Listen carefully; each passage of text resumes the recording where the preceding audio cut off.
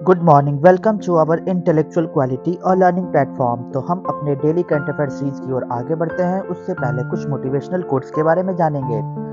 खुश रहने का बस एक ही मंत्र है, उम्मीद बस खुद से रखो, किसी और इंसान से नहीं। तो आपको अपने आप से मतलब रखना होगा, अपने बारे में सोचना होगा, तभी सफलता आपको हाथ लगेगी। निरंतर प्रयास रहिए और हमेशा खुश रहने की कोशिश करिए, ताकि सफलता एक दिन मिले तो उसकी खुशी और भी चार चुगनी हो जाएगी।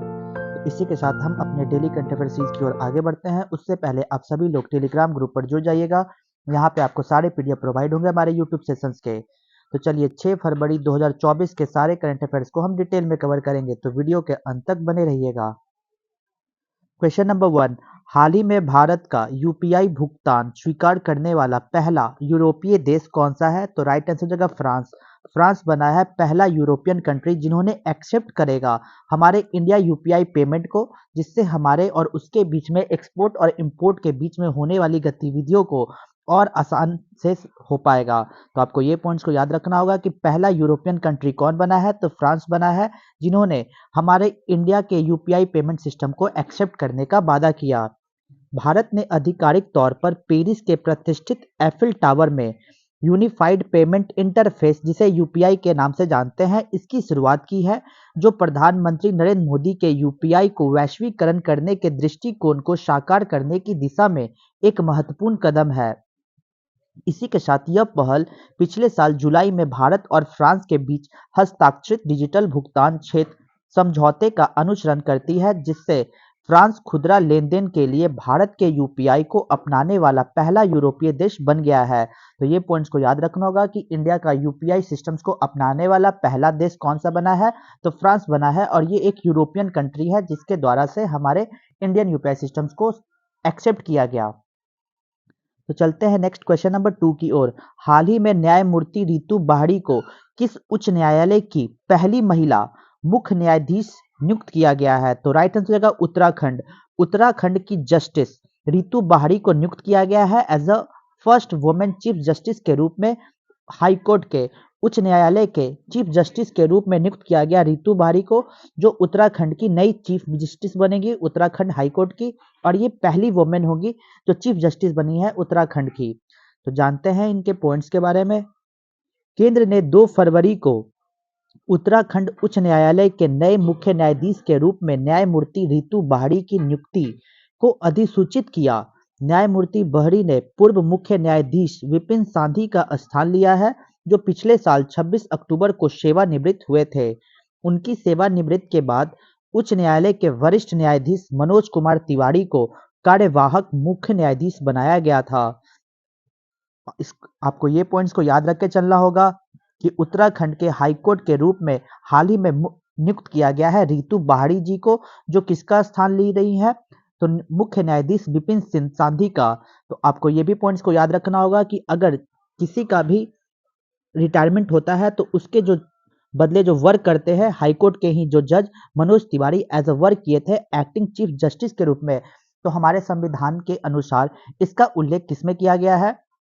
तो भारत के संविधान के अनुच्छेद 217 के खंड 1 द्वारा प्रदत्त शक्ति का प्रयोग करते हुए राष्ट्रपति पंजाब और हरियाणा उच्च न्यायालय की न्यायाधीश कुमारी न्यायमूर्ति रितु बाहड़ी को उत्तराखंड उच्च न्यायालय का मुख्य न्यायाधीश नियुक्त करते हुए प्रसन्न है, और उनके कार्यकाल का कार्यभार ग्रहण करने की तिथि से भी प्रभावी होगी। तो आपको ये पॉइंट्स को याद रख के चलना होगा कि हाल ही में चीफ जस्टिस बनी है उत्तराखंड के हाईकोर्ट की रितु बाहड़ी जी, जिन्हें चीफ जस्टिस बनाया गया है। और इसी के साथ आपको ये भी पॉइंट्स याद रखना होगा, ये पहली वुमेन बनी है जो चीफ जस्टिस कहाँ की? तो उत्तराखंड की। क्वेश्चन नंबर 3, हाल ही में रॉल्स रॉयस ने भारत में MTU S4000 मरीन इंजन के निर्माण के लिए किसके साथ समझौता किया है? तो garden rich ship builders engineers के साथ समझौता किया है रॉल्स रॉयस कंपनी, जो बनाएगी मैन्युफैक्चर करेगी MTU S4000 marine engine India के लिए। तो जानते हैं इसके पॉइंट्स के बारे में।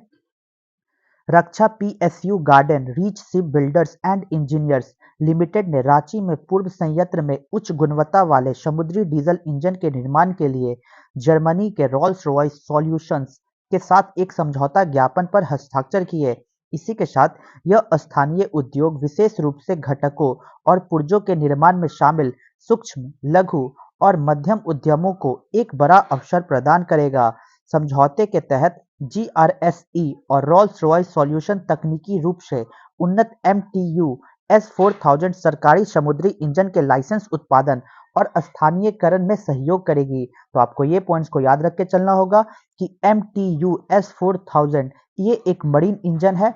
इसको डेवलप करने के लिए रोल्स रॉयस और garden Reach Ship builders engineers के द्वारा समझौता किया गया है कि इसे इंडिया में मैन्युफैक्चर किया जाएगा। तो चलते हैं नेक्स्ट क्वेश्चन नंबर 4 की ओर। अंतरिम बजट 2024-25 के अनुसार भारतीय सहायता प्राप्त करने वाला शीर्ष देश कौन सा बना है? तो राइट आंसर का भूटान। भूटान बना है अंतरिम बजट के अनुसार जो पेश किया गया था निर्मला सीतारमण जी के द्वारा। तो ये पॉइंट्स को याद रखना होगा कि इस वर्ष अंतरिम बजट को पेश किया गया है जो एक इंटरिम बजट है जो 2024-25 के लिए पेश किया गया।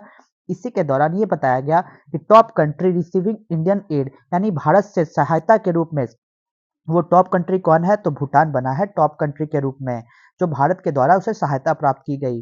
वित्त मंत्री निर्मला सीतारमण द्वारा अनावरण किया गया अंतरिम बजट 2024 भारत के विदेशी सहायता आवंटन पर प्रकाश डालता है जिसमें भूटान एक महत्वपूर्ण प्राप्तकर्ता के रूप में उभर रहा है। इसी के साथ वित्तीय वर्ष 2024-25 में भारत ने अपने बजट का एक बड़ा हिस्सा विदेशी सहायता के लिए आवंटित किया जिसमें भूटान पर उल्लेखनीय जोर दिया गया। भूटान के लिए आवंटन अपने पड़ोसी देशों की विकास पहलों को समर्थन करने की भारत की प्रतिबद्धता को रेखांकित करता है। तो ये पॉइंट्स को याद रखना होगा कि इंटरिम बजट 2024 के अकॉर्डिंग ये बताया गया कि इंडिया के द्वारा फॉरेन एड एलोकेशन किसे प्राप्त हुआ है? तो भूटान को प्राप्त हुआ है। क्वेश्चन नंबर 5 की ओर।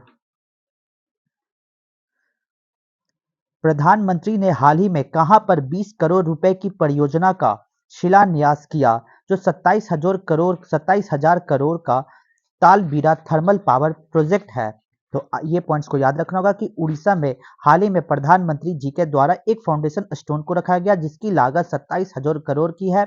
27,000 करोड़ जिसका क्या बनाने का पर्पस है? तो तालाबीरा थर्मल पावर प्रोजेक्ट कहाँ पे बनेगा? तो उड़ीसा स्टेट में बनेगा।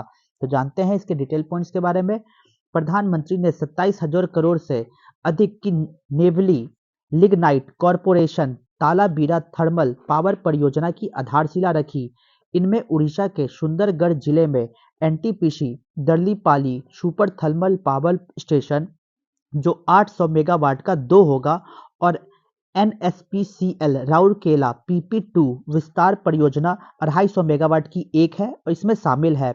इसी के द्वारा ओडिशा के अंगुल जिले में NTPC Talcher thermal power project चरण तृतीय जो 660 मेगावाट की 2 लगाई जाएगी। इसकी आधारशिला भी प्रधानमंत्री मोदी जी के द्वारा रखा गया है।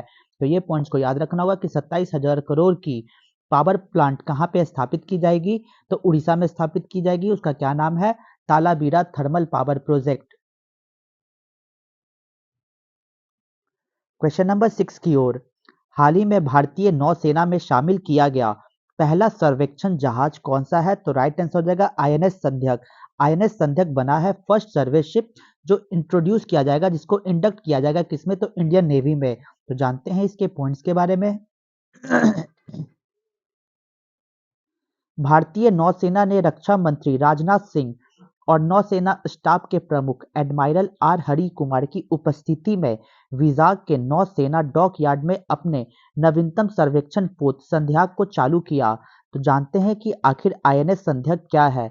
तो INS Sandhayak Garden Reach Ship Builders and Engineers के द्वारा कोलकाता में बनाए जा रहे 4 सर्वेक्षण पोत जहाजों की श्रृंखला में पहला है। इसी के साथ यह जहाज का प्राथमिक उद्देश्य बंदरगाह और हार्बर दृष्टिकोण के लिए व्यापक तटीय और गहरे पानी के हाइड्रोग्राफी सर्वेक्षण का संचालन करना है और साथ ही नेविगेशनल चैनलों और मार्गों का निर्धारण करना है। तो ये पॉइंट्स को याद रखना होगा कि इंडियन नेवी के द्वारा कमीशन किया जाएगा लार्जेस्ट सर्वे वेसल जिसका नाम है आईएनएस संध्यक जिसको कहाँ पे किया जाएगा? तो एट नेवल डोक कहाँ पे? वाइजैग में। किसके प्रेजेंस में? तो डिफेंस मिनिस्टर राजनाथ सिंह के प्रेजेंस में और एडमायरल आर हरि कुमार के प्रेजेंस में किया जाएगा जो चीफ है हमारे नेवल स्टाफ के चीफ के रूप में भी एडमायरल हरि कुमार वर्क कर रहे हैं। इसी के साथ आपको ये भी पॉइंट याद रखना होगा कि आईएनएस संध्यक क्या है? तो इसको garden Reach Ship builders engineers के द्वारा डेवलप किया जा रहा है 4 सर्वे वेसल में से ये पहला लार्ज सर्वे वेसल है जिसको इंट्रोड्यूस किया गया, और 3 को भी आगे इंट्रोड्यूस किया जाएगा। तो उसके बारे में जैसे न्यूज़ में आएगी तो मैं ज़रूर कवर करूँगा। तो चलते हैं नेक्स्ट क्वेश्चन नंबर 7 की ओर। हाल ही में विश्व कैंसर दिवस 2024 कब मनाया गया? तो राइट आंसर हो जाएगा 4 फरवरी। हर वर्ष 4 फरवरी को वर्ल्ड कैंसर डे 2024 के रूप में हम लोग सेलिब्रेट करते हैं। विश्व कैंसर दिवस हर साल 4 फरवरी को मनाया जाता है। यह अनुमान लगाया गया है कि भारत में कैंसर के मामले 2040 तक बढ़कर 2 मिलियन हो जाएंगे। इसी के साथ कैंसर दुनिया भर में मृत्यु का दूसरा प्रमुख कारण है, जो पिछले दशकों में से एक प्रमुख स्वास्थ्य चिंता बन गया है। यह मुख्य हत्यारा, जो अक्सर अपने प्रारंभिक चरण में पता नहीं चल पाता, ध्यान देने योग्य लक्षणों में प्रकट होने से पहले घातक रूप से फैलता है। इस घातक बीमारी से बचने की कुंजी शीघ्र पता लगाना है। भारत में भी इस घातक बीमारी का प्रकोप बढ़ता जा रहा है, और ग्लोबल कैंसर वैधशाला के अनुसार ये बताया गया कि इंडिया में भी ज्यादा मात्रा में कैंसर के पेशेंट्स को देखे जा रहे हैं। तो इसीलिए हर वर्ष हम लोग वर्ल्ड कैंसर डे को सेलिब्रेट करते हैं, ताकि इसके साथ निवारण किया जाएगा। तो हम लोग हर वर्ष 4 फरवरी को वर्ल्ड कैंसर डे के रूप में सेलिब्रेट करते हैं। तो चलते हैं नेक्स्ट क्वेश्चन नंबर 8 की ओर। हाल ही में sports journalist federation of India द्वारा किसे स्वर्ण पदक से सम्मानित किया गया है? तो राइट आंसर हो जाएगा मिल्खा सिंह। मिल्खा सिंह को सम्मानित किया गया है एज अ गोल्ड मेडल के रूप में by the sports journalist federation of India के द्वारा।